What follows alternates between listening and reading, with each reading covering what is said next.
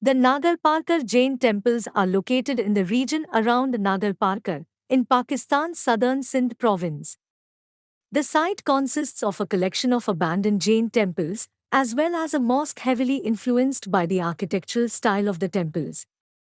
Buildings in the region date from the 12th to the 15th centuries, a period when Jain architectural expression was at its zenith.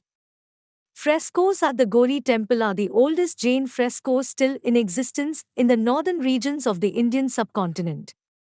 The temples were inscribed on the tentative list for UNESCO World Heritage status in 2016 as the Nagarparkar cultural landscape. The region around Nagarparkar forms a zone of transition between the marshes and salt flats of the Rann of Kutch and the dry grounds of stabilized sand dunes and nearby pink granite Karunjhar mountains. The region had been mostly covered by the Arabian Sea until the 15th century, though the region around Nagarparkar formed an area of raised and perennially dry land. Nagarparkar was a center of Jainism for several centuries, and the wealthy local Jain community built several extravagant temples in the nearby hills between the 12th and 15th centuries, considered a high point of Jain architectural expression. The region became a place of pilgrimage known as Sardhara, with Jain ascetics establishing themselves in the Karunjhar mountains. The Nagarparkar region was described in 1650 as the most glorious of all regions of India. Jain influence in the region began to decline due to shifting of the Arabian Sea away from centers of Jain economic activity, as silt from the Indus River deposited in the Rann of Kutch. Changes in the coastline resulted in a large-scale shift of the local Jain population in the 19th century, while remaining Jains left the area following the partition of British India in 1947, though several of the temples continue to be maintained by the area's sizable Hindu community. Several new temples were built in nearby Rajasthan, which trace their heritage back to older sites in Nagarparkar. The remains of a number of Jain temples are popular tourist attractions and heritage sites in the region. A lack of an adequate road system in the area contributed to the site's state of good preservation. 6. Though the recent construction of roadways has led to a surge of tourists, despite the lack of adequate protection at the site. 6. In 2009, satellite imagery was employed to document the site and to help devise a plan to manage tourism. The region was submitted by the Pakistani government in 2016 to be inscribed on the tentative list of UNESCO World Heritage Site status, not only for its architectural value, but also as reflection of Jainism as part of a commercial community based on maritime trade and the effects of a changing natural environment around the region. Approximately 14 Jain temples are scattered throughout the region. The Gori temple is located approximately 14 miles northwest of the Viravah temple. The temple was built in 1375 to 1376 CE, in a Gujarati style, and features 3 mandaps, with 52 Islamic-style domes. The temple measures 125 feet by 60 feet, and is built of marble. The entire temple is built on a high platform that is reached by a series of steps carved into stone. The interiors of the temple feature finely carved marble pillars. The canopy which offers entrance to the temple is decorated with paintings that represent Jain mythology. The frescoes at Gori temple are the oldest Jain frescoes in existence in the northern portion of the Indian subcontinent. 24 small cells are found throughout the temple, which may have been used to house representations of the 24 Tirthankaras of Jainism. For several centuries, the temple at Gauripur was a celebrated Jain Tirtha. The temple is notable amongst local Hindus as well for its image of Parsnath. An account of its building is contained in Gauri Parshvanath Stavan by Prithivimla, composed in Samvat 1650, and Sri Gauri Parshvanath Stavan written by Nemvijaya in Samvat 1807. According to Muni Darshan Vijaya, it was installed by Seth Godidas of Jinjuvad and was consecrated by Acharya Hemchandra at Patan in Samvat 1228. It was brought to Patan and was buried underground for safekeeping during a period of disturbance. It was rediscovered in 1375 to 76 and was stored in the stable of the local ruler. According to the texts, A merchant 500 years ago named Manga Oswal from Nagarparkar had gone to Pattan to purchase some items. He was informed in a dream that an image was buried under the house of a local Muslim that Oswal was instructed to acquire.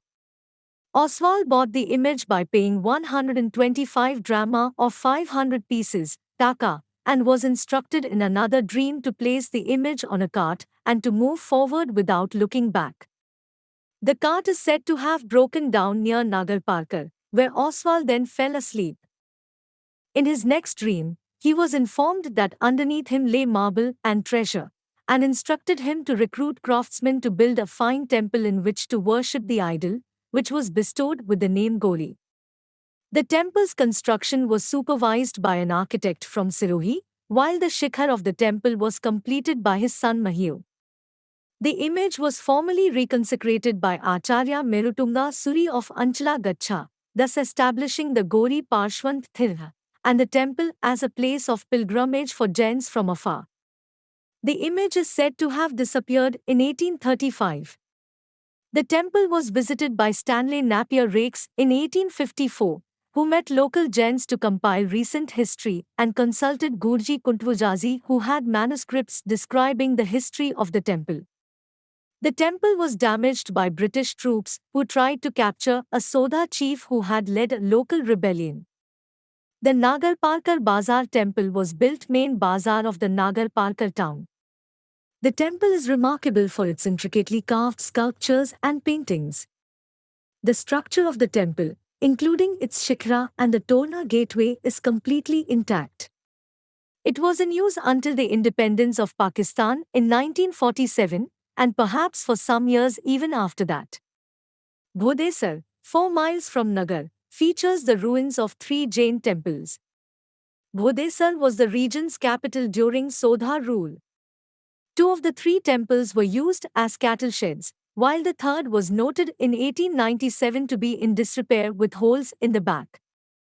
An ancient water tank, known as Bhodesar Talao, was also built in the nearby hills. The oldest temple was built in the classical style with stones without any mortar, built around the 9th century CE by a Jain woman named Poni Dehru.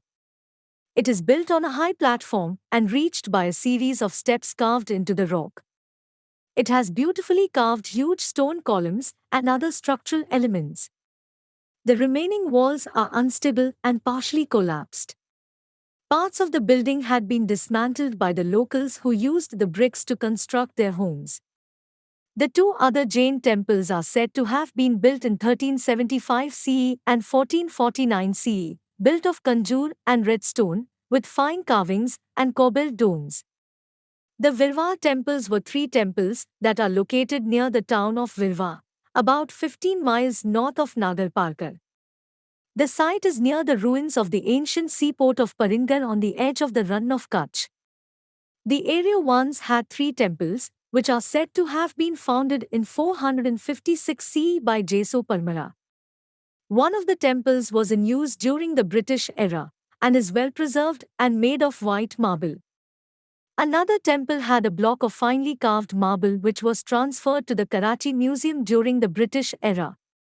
The third ruined temple has 26 small domes surrounding a large central dome measuring 18 feet in diameter.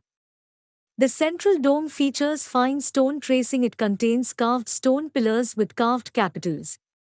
During construction of a nearby road, workers accidentally discovered numerous Jain statues, which were then placed by locals in the remaining abandoned temple, while others were taken to the museum in Umrakot. The temples and mosques are protected by the Antiquities Act 1968, which was replaced by the Antiquities Act 1975. The site is managed by Director General of Archaeology and Museums. The Endowment Fund Trust for Preservation of the Heritage of Sindh, established in 2008, has undertaken restoration works at the site using private funding. The landscape was submitted by the Pakistani government in 2016 to be inscribed on the tentative list of UNESCO World Heritage Site status in 2016. Please like and subscribe our channel for more interesting videos.